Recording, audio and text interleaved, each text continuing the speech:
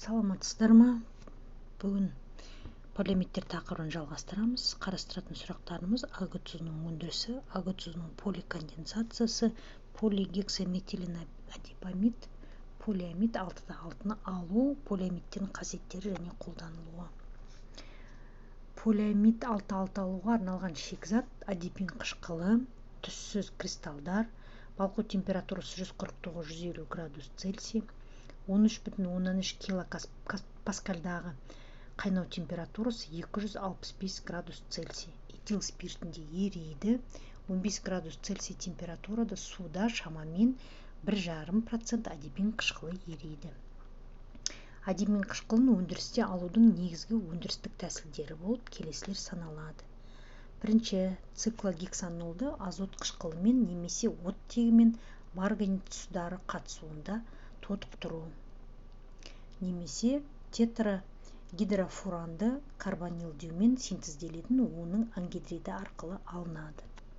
Шикізаттың келесі түрі ол сибацин қышқылы, түссіз кристалдар, балқу температурасы 134,5 градус Цельсий, 13,5 килопаскальдағы қайнау температурасы 294,5 градус Цельсий, тығыздығы 1025 килограмм метр кубке, спиртте, диэтил эфирінде жақсы ериді.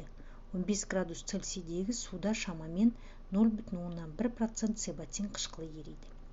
Өндірісте сибацин қышқылын кастор майын сілтілік ыдырату өнімдерін құрғақ айдаумен, циклодеканды азот қышқылымен тотықтырумен, адипин қышқылының монометилді немесе моноэтилді эфирлерінің натрий тұздарының электролизімен алады.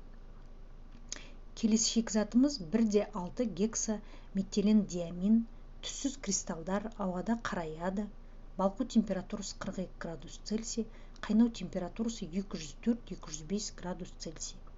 Суда, этил спиртінде, бензолда және басқа органикалық еріткіштерде жақсы ериді. Неғұрлым кең тараған өндірістік тәсіл болып, кобальт, мыс қатысында адипин қышқылының денитрилін гидрлеу болып саналады. Гексаметилен адипамид өндірісте гексаметилен диаминді адипин қышқылымен поликонденсациялаумен алынады. Декарбон қышқылдарымен диаминдермен жоғары молекулалық массалы полиамид алу үшін әрекеттесетін заттардың эквимолярлық қатынасы алынады. Мономерлердің біреуінің артық мөлшерде болуы, мысалы диаминнің реакциялық көлемдегі екінші мономердің мөлшерінің тез таусылуына әкеледі. Бір уақытта екі шетінен де амин топтары бар макромолекулалар түзілу ықтималдылығы өседі. Мұндай макромолекулалар артық мөлшерде болатын диаминмен өзара әрекеттесу қабілеттілігі болмайды. Нәтижесінде полиамидтердің жылдамдығы күрт төмендейді. Сонымен қатар артық мөлшердегі мономер деструктивті аминолиз немесе ацидолиз реакцияларын шақыру мүмкін. Сондықтан полиамид 6-ны алу кезінде бастапқы зат ретінде АГ тұзын алу қолданылады. Бұл адипин қышқылы мен гексаметилен диаминнің эквимолярлық мөлшерінің өзара әрекеттесу өнімі болып табылады. АГ тұзын алуды бөлек процесс ретінде қарастыруға болады, немесе мономерлерді үздіксіз өндірумен біріктірілген және полиамид 6 алудың үздіксіз процестерінің құрамына енуі мүмкін. АГ тұзын синтездеудің жеке процесі келесідей өтеді.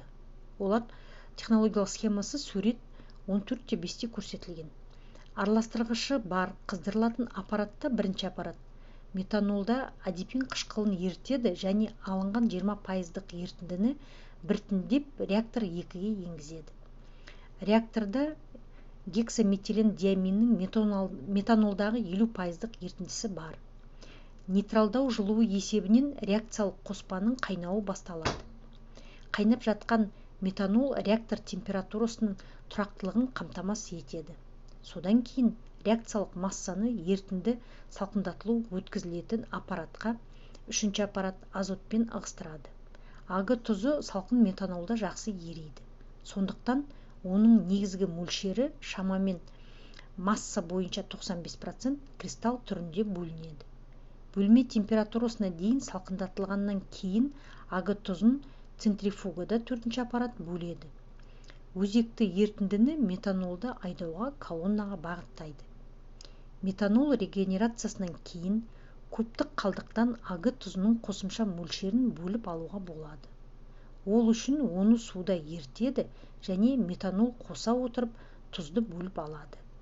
Бұл сандық аг тұзының шығымын береді. Таза аг тұзы ақ кристалл ұнтақ, балқу температурасы 190-191 градус Цельсий, суда жақсы ериді, шамамен 18 градус Цельсийде 47%. Кристалл аг тұзы немесе оның сулы ерітіндісі ұзақ уақыт бойы бөлме температурасында сақтала алады. Аг тұзын одан әрі полиамид 6,6 өңдеу үшін тұз құрамындағы метанолды мұқият тазалау қажеттілігі жоқ, өйткені метанол поликонденсацияға кедергі жасамайды.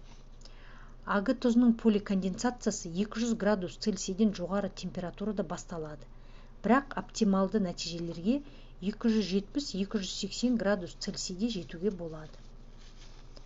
Бұл жағдайда реакция іс жүзінде аяғына дейін өтеді және тепе-теңдікті жеткен кезде құрамында 1%-дан төмен мономерлері және төмен молекулалы қосылыстары бар полимер түзіледі. Мұндай полимер төмен молекулалы қосылыстардан тазалауды талап етпейді. Реакция температурасында полиамид 6,6-ның бір бөлігі ыдырайды. Бұл оны өндірудің үздіксіз процесін жобалауды қиындатады. Полигексаметилен адипамид келесі адипамид алу технологиялық схемасы келесі операциялардан тұрады.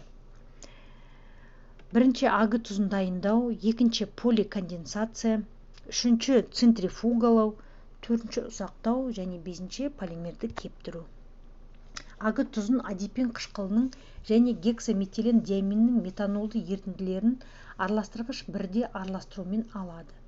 Салқындату кезінде бөлінген аг тұзы аралық сыйымдылық 2-де тұндырылады және центрифугада регенерацияға жіберілетін үшінші аппарат метанолдан сығылады. Аг тұзын реакторға төртінші аппарат тиейді және онда аг тұзының массасынан 0,12-0,15 мөлшерде сірке қышқылы қосылады.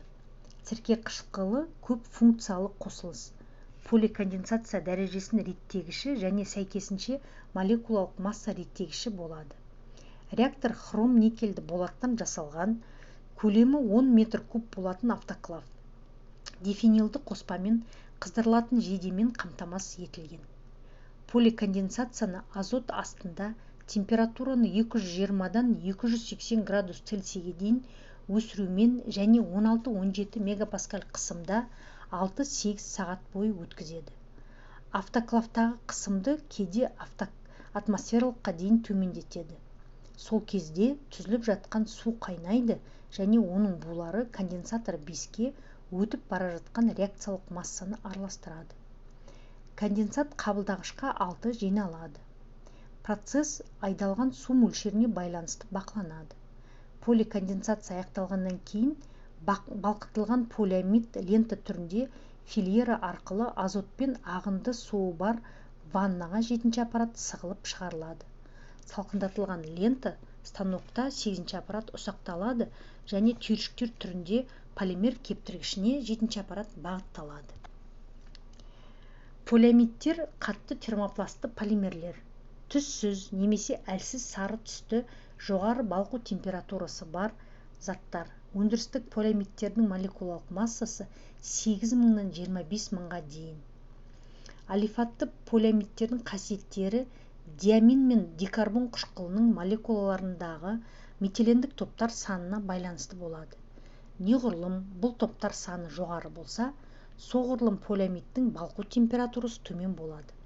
Сонымен қатар, звено құрамындағы тақ CH2 топтары бар полиамидтер жұп санды топтар барлармен салыстырғанда неғұрлым төмен балқу температурасына ие болады. Бұл полиамидтер тізбегінің зигзаг тәріздес құрылымымен түсіндіріледі. Осыған байланысты CH2 топтарының тақ санында симметрия болмағанда, NH топтарының тек қана жартысы көрші тізбектің CO топтарымен сутекті байланыстар түзуге қабілетті болады. бұл полимердің балқу температурасын өсіреді. Звенолар симметриясына және олардың орналасуына реттелгендігіне байланысты полиамидтер аморфты немесе кристалды структуралы болады. Кейбір полиамидтердің кристалдану дәрежесі 40-60%-ға жетеді. Полиамидтер бөлме температурасында фенолдарда, концентрациялы минералды қышқылдарда, моно және 3-хлорлы сірке қышқылында, фторланған спирттерде және кейбір спецификалық еріткіштерде ергіш болады. Қыздыру кезінде олар мұздай сірке қышқылында, формалинде, бензил спиртінде және этилен хлоргидринде ериді. Ал ерітілген минералды қышқылдармен әсер еткенде гидролизденеді. Полиамидтер негізінен талшықтар, сонымен қатар машина детальдерін дайындауға қолданылады. Полиамидтер талшықтар трикотажды бұйымдар өндіруде, талшықтар, шектер, струналар, электрлік машиналар изоляциясы ретінде қолданылады. Полиамидтер туралы толық мәліметті сіздерге ұсынылып отқан әдебиеттен қарастыруыңызға болады. Тыңдағандарыңызға рахмет.